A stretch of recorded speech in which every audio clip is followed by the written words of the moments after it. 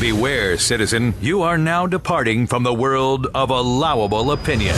The Tom Woods Show. Welcome, everybody. It's Tuesday, April 15th, 2014, and we are talking to Larken Rose today. Some of you may be thinking, wow, that Woods really is on top of things. To have Larken Rose, a protester against the IRS, on the program on April 15th, that's just a stroke of genius. Well, it turns out it's actually just a coincidence. It's just an interesting coincidence. I thought, oh, isn't that funny, having Larken Rose on April 15th. But before we get to Larken, a couple of quick program notes. There will be no program this Thursday or Friday, so after tomorrow we'll resume on Monday, April 21st. Make sure you subscribe to the program on iTunes or Stitcher so you get all the programs as they come out. We cover so many different topics in nice commute-sized, bite-sized chunks to help make you a better debater, to help you understand economics, history, current events, philosophy, all these sorts of subjects better in a way that's entertaining and never boring. The Bundy Ranch is a subject you guys want me to talk about, and if that's still a live issue when I come back from the brief hiatus at the end of this week, then early next week we will take on that subject with a suitable guest. And then finally, remember, I'm going to be at the University of Wisconsin at Madison April 26th and in Provo, Utah on May 9th. You can get the details on those events on my personal page at tomwoods.com, on the events page, tomwoods.com/events. And remember, subscribe to the show. You can see easy subscription links on the show site, tomwoodsradio.com. All right, right now, let's welcome to the program Larken Rose. Larken Rose is the author of a book we're going to be talking about today, The Most Dangerous Superstition. You can follow him at larkenrose.com. That's LarkenRose, larkenrose.com. Larken Rose, welcome to the program. Hey, thanks for having me on. You have got a dedicated fan base. I'm telling you, when I told people you were going to be on, I mean, it was like Christmas and Thanksgiving and New Year's rolled into one for these people. So anyway, glad to be able to talk to you. I want to talk about your book, The Most Dangerous Superstition, because this book has gotten quite a bit of, maybe we might say, underground traction. Like if the cool people in the movement know about this book. So let's start off with a word about that. What is, first of all, the most dangerous superstition? Well, it doesn't spoil the book to say it because it gives the punchline on page 2. Right. The most dangerous superstition is the belief in authority, which includes all belief in government, which is basically the belief that one person can have rights that another person doesn't, that one person can have the right to rule somebody else. And you can't really have government without that concept. And people believing in that, good people believing in that, has caused way more suffering and death and misery and mayhem and injustice than all the greed and hatred and all the normal things that get blamed for it. And that's, for the last however many thousands of years we've been here. Now, that's a fairly provocative thing to say. So how do you talk to somebody who has more or less accepted the mainstream view of the world? How do you start off from where that person is and inch that person toward where you are? Well, it's funny because a lot of the time I look back to when I was a statist and believed in authority and believed in government and think, what could I say to the old me that would make me think about things? And different approaches work for different people. One of the most common I use is demonstrating that in their daily lives, almost everybody is an anarchist. They go to a store, they don't point a gun at the store owner and say, I need that, you have to give it to me. They say, I'll trade you this money for that stuff. It's only in the realm of politics where they suddenly hallucinate a complete 180 twisting of morality, where, well, now, I'm not allowed to rob you myself, but if I vote for somebody to take your money legally and call it taxation and give it to me, somehow that's okay. And that's moral and it's justified because we did this bizarre ritual in between. And I didn't actually do it, I just voted for somebody else to do it. So that's all fine and dandy. And that's what I mean by, the vast majority of people I know personally advocate that I be threatened with violence if I don't fund things they want. Almost none of them would feel okay doing it themselves. So just pointing that out to people basically, this is whoever I'm talking to, you advocate that I be robbed and caged if I don't pay up for things that you want. Do you think that would be okay if you did it yourself? Nobody says yes. But they think it's okay when it's done in the name of government. And that is what makes it so dangerous. It isn't the evil people. I'm not scared of the Maos and the Stalins and the Hitlers. I'm scared of the thousands or millions of people that hallucinate them to be authority and so do their bidding and pay for their empires and carry out their orders. I don't care if there's one loony with a stupid mustache. He is not a threat if the people do not believe in authority. So if what you're saying is right, then the key difference in society is not between people who believe in so-called big government and people who believe in limited government. You're saying that that's really just a continuum along the same status line. Right. It's just that's the spectrum of the mistake. But the solution is all the way off of that spectrum.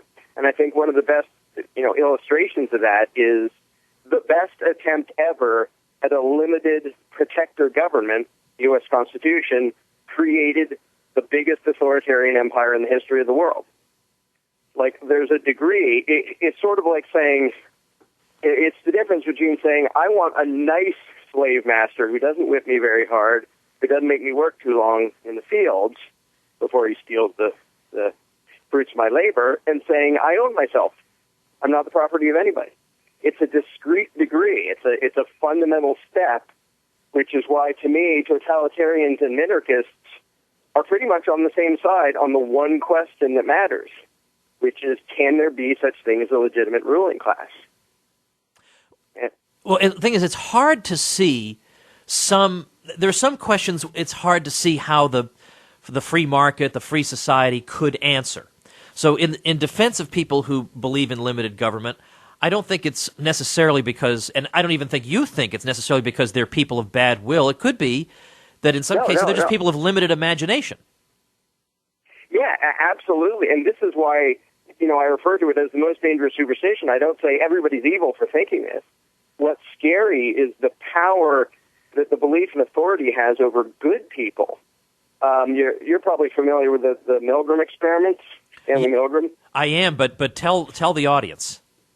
I talk about it all the time. I'll give a really short version, which is it was basically a psychology test to see to what degree normal people would inflict severe pain, maybe even death, on a complete stranger simply because a perceived authority figure told them to.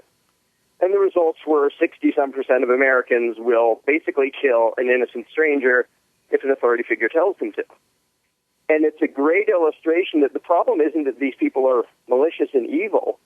It's that they are raised by their parents, by the school, by the government, by the culture, by all the authoritarian messages built into everything to think that obedience is a virtue. And when you raise a culture to think that, and you get one nasty psycho at the top who says, hey, go do bad stuff, people say, well, I have to follow orders. I have to obey the law. I have to do as I'm told because that's a virtue. And then good people march off and do evil stuff.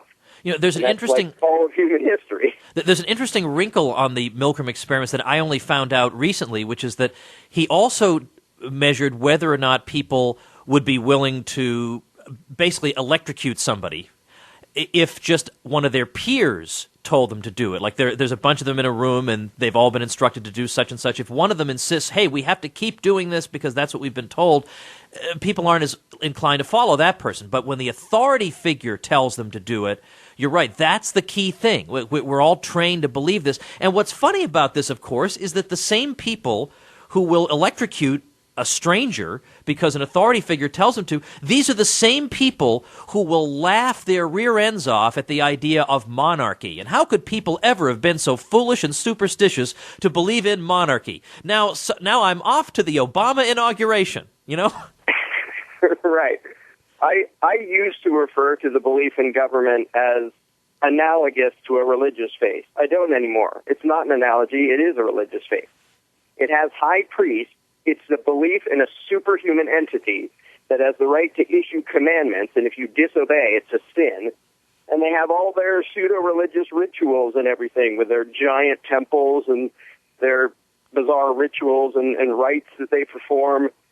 It really is a religion. It happens to be the most destructive religion in the history of the world, just in terms of body count and everything else. But because so many people still believe it, they don't see it as a belief. They think it's real. How did the Larken Rose of this book become the Larken Rose of this book? Were you a minarchist before? Were you something else before? And then what was it? What was the light bulb that went off for you that converted you, so to speak? I was constitutionalist, libertarian, leaning for years and years and years, minarchist, that whole general category, for years and years. And I love to debate. And when I debate, I also love to win. And it's hard to win if you have contradictions inside your own head. So going through this process, and a lot of it was talking to my wife, Tessa. We would discuss things back and forth. And it was just a matter of eliminating inconsistencies. Something as basic as, I could scream at the leftists, you don't have the right to steal my money to give to the poor, but for some odd reason, I have the right to steal your money by way of government to build the military, because it's for your own good. And I noticed, why am I using the exact same arguments they use and pretending it's okay when I do it? So just eliminating the inconsistencies, I fell off the statist spectrum and realized, most people, a whole lot of anarchists I know got there by deciding that society would be better without a government than it is with one. I didn't get there that way. I got there by figuring out legitimate government is logically impossible. It cannot exist. So it's I'm not for abolishing Santa Claus. I'm just going around saying Santa isn't real, and we really ought to act accordingly instead of basing our behaviors on mythology, on something that is provably false and hugely destructive. Luckily, nobody's killing millions of people in the name of Santa. They are killing millions of people in the name of government. I think there are a lot of objections that somebody on the left might have to what you're saying. That person might say, well, without government, the economy will be dominated by monopolies, the poor will be treated like serfs, and et cetera, et cetera. Like we're sort of familiar with those. Then on the other side, with the minarchists, let's say, who would agree with you that we don't need government programs to protect us from monopoly or to help the poor and all this and that, but they will say we do need some kind of umpire in society. We do need some sort of law enforcement mechanism because human beings do have an inclination to do wicked things from time to time. Right, and that's something I hear all the time and address constantly. And my first question is, what species is this umpire going to be? Because so far I've never seen a wise aardvark run for office. Not only are they just human beings, the human beings we're supposed to be scared of and distrustful of, but they're the worst human beings around. If you ask people, well, are politicians better than us? Well, no, they're lying crooks. Okay, so the solution to the imperfections of man is to take some of the worst people around and give them permission to violently dominate the rest of us. That's a really bad solution. And some people assume that, well, you must trust everybody if you don't want government. That's not at all true. I don't nearly trust everybody, but if I don't trust people to run their own lives, why on earth would I trust them to be in a position of power where they can forcibly run other people's lives? I saw you at one point, whether it was on Facebook, it might have been on Facebook, because I think you just joined Facebook, and you were saying that it would be nice to have a debate with a statist because, it's interesting intellectual exercise and you can spread ideas this way, but you found that the ones who actually do debate, whether it's Facebook or wherever, are really not giving rise to the most fulfilling debates. So I thought in our remaining time, I will satisfy this desire of yours, right? I mean, I am like a Santa Claus on the Tom Woods Show here. I'm the host. I'm the audio engineer. I do everything. So I'm going to throw some objections at you as if I'm a statist, and we'll just see how it goes. Now, I'm not going to give you easy ones, like what would happen to the poor. Like for us, that's an easy one. Like for most people, I suppose that would be hard. That's an easy one. I want to give you a tough one. So I'm going to ask you this. Right now, today, the year 2014 in the United States, I enjoy, and I don't just mean me, I mean really all Americans enjoy a standard of living that the greatest kings of Europe could not have imagined. I enjoy, for the most part, a peaceful life. I don't have to worry about armed gangs accosting me. I don't have to worry about the sorts of things that did afflict a lot of people during the days of serfdom, and bandits would run around, and the Vikings would invade. I don't have to worry about those things. So yes, it's true, the government is obnoxious, and it loots me, and it regulates, and it does all kinds of terrible things. But it also has created an atmosphere in which I can live a reasonably peaceful life. Now, it's true that Larken Rose may have an improvement, but would I be willing to risk this comfortable life for the prospect of an improvement when the risk is I could lose everything I have and fall into chaos? Well, there are two ways to answer that. One is with the economic explanation of why more freedom equals more prosperity. I don't usually go that route just because it's easy for people to make random predictions. If we didn't have government, it's the end of the world. I prefer the other route of saying, in this relatively comfortable life where, yes, you and I are richer than most of the kings in history in terms of what we can have and the comforts and luxuries, just like, a house slave had it better than the other slaves and could actually have a comfortable, relatively easy life. There's the slight problem that while you're having your comfortable, easy life, you are paying for innocent people to be caged and for innocent people to be blown up and extorted and controlled and robbed by way of inflation and by way of taxation and by way of all the ways in which government initiates violence against innocent people. That's happening because you're paying for it. And every empire, and you know this full well, governments don't produce anything. They're complete parasites. All the wealth they have, all the tanks they have and the bombs and the agents and the guns, they didn't produce any of that. They taxed people who handed over their money, and the productive people bought the tools of evil that the state uses. I don't want to be comfortable sitting around knowing I am buying the tools and paying the salaries of the fascists out there who are hurting innocent people. That's not okay with me. If my choice was to be poor and not do that, I would rather be poor and not do that than be rich. As it happens, the choices are actually be rich and not fund evil, or be slightly less rich and fund evil.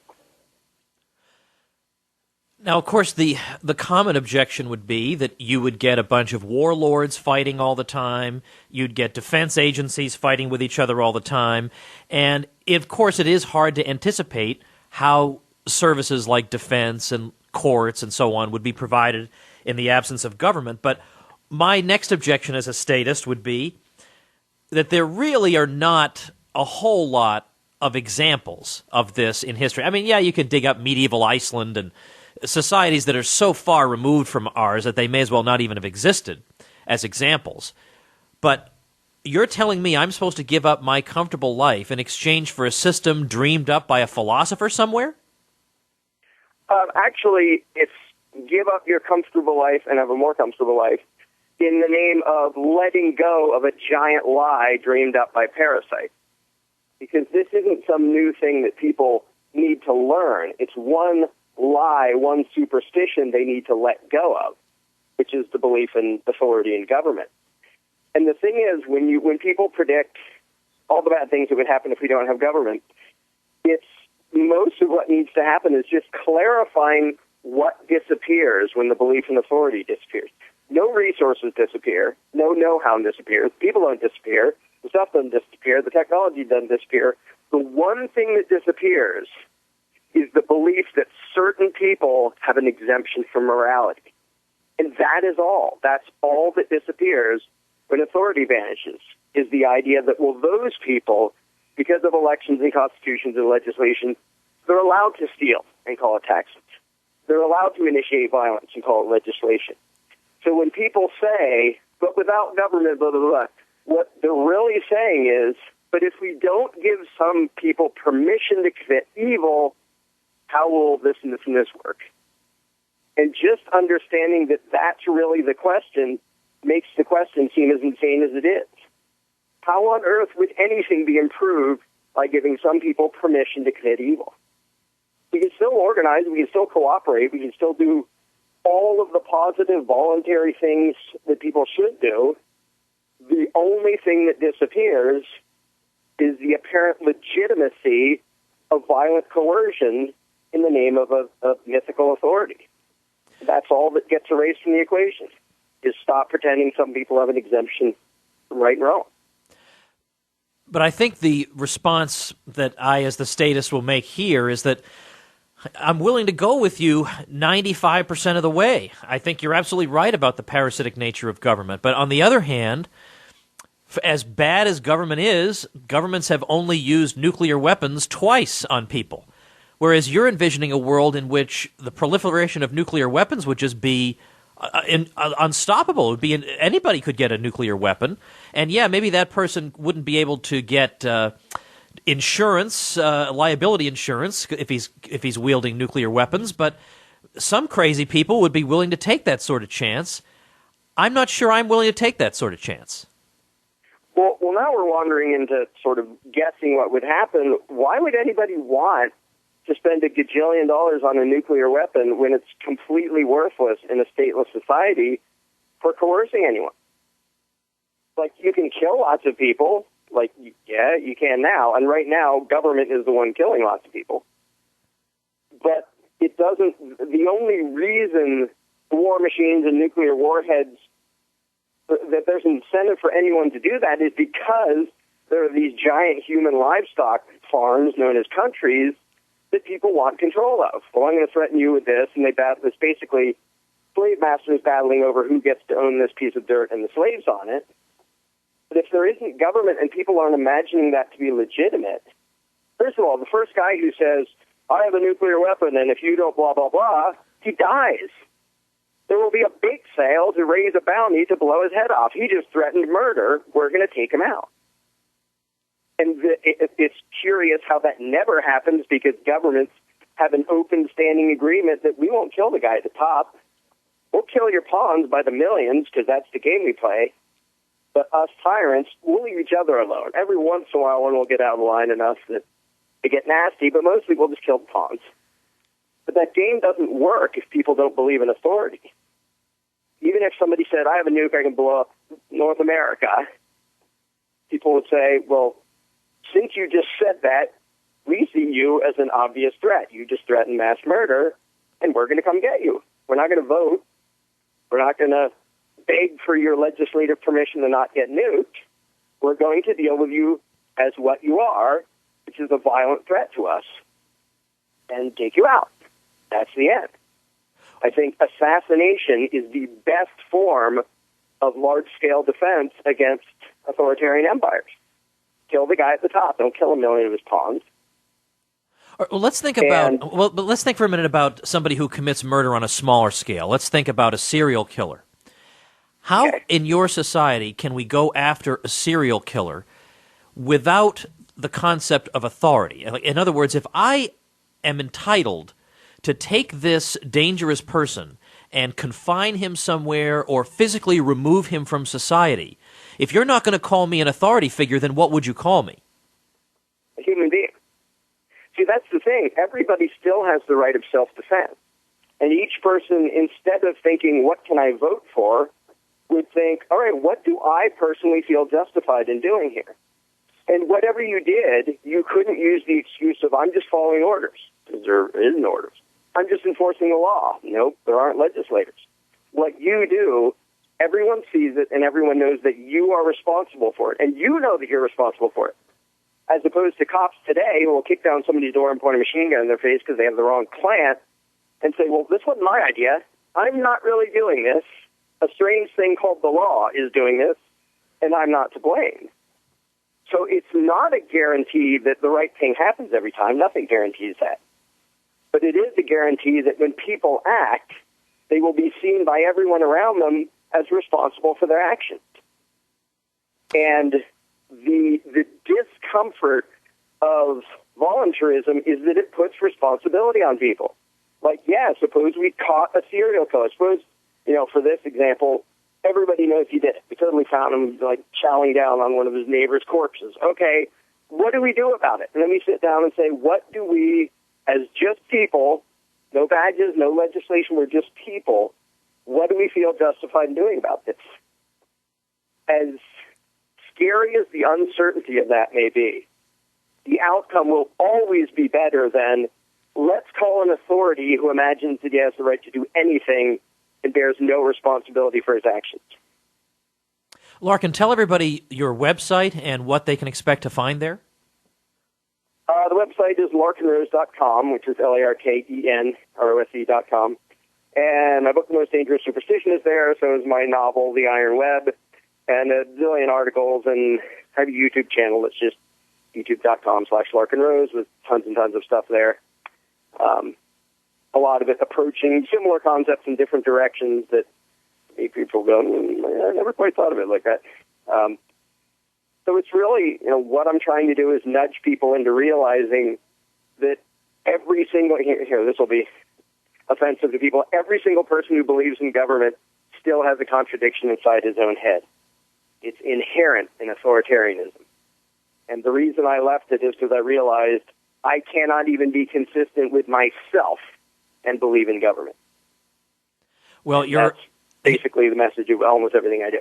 As I say, your followers are just sing the praises of your book, and I didn't know about your novel, so I'll take a look at that. But to think of government as a great superstition is a very, very interesting idea. No doubt there will be listeners who say, well, these ideas are very undeveloped. We need further information. Well, of course, that's why you wrote a book, right? I mean, you can't answer everything in a 25-minute conversation. But I hope people will check out larkenrose.com, and maybe we can talk again in the future sometime. That would be great. All right, thanks again. All right, everybody, a couple quick things before I let you go. We are celebrating the 2-year anniversary of my site, libertyclassroom.com, where you can learn the history and economics and more that you did not learn in school. They did not teach you in school, in courses you can listen to in your car, taught by me and by people I trust, plus Q&A forums to get all your questions answered on all these important topics, and more. 50% off right now to celebrate the 2-year anniversary. So just head over to libertyclassroom.com and use coupon code DISCOUNT in all caps. What a deal. 9 courses we've got there right now, and we've got several more coming by the end of the summer. And you don't have to pay extra for those several more. Whatever we add, while you're a member, you just get. Oh, it's unbelievable. libertyclassroom.com, coupon code DISCOUNT in all caps. Tomorrow we're going to be talking to Dr. Mary Ruwart. We're going to be talking about the FDA. We're going to be talking about the Libertarian Party. It's going to be a very interesting conversation you're not going to want to miss. We'll see you tomorrow. The Tom Woods Show.